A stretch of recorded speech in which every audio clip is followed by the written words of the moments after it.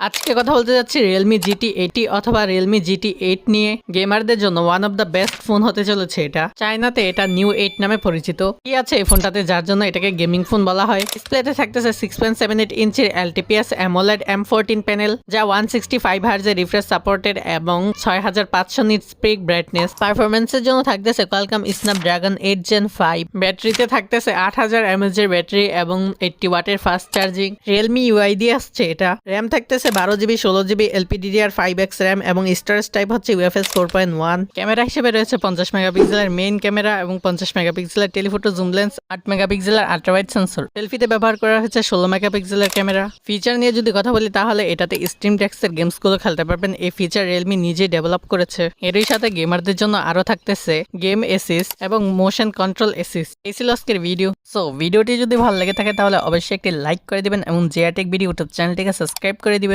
দ্রুত 100 subscribers complete করে দেন। দেখা হচ্ছে আপনার সাথে নেক্সট ভিডিওতে। Good bye.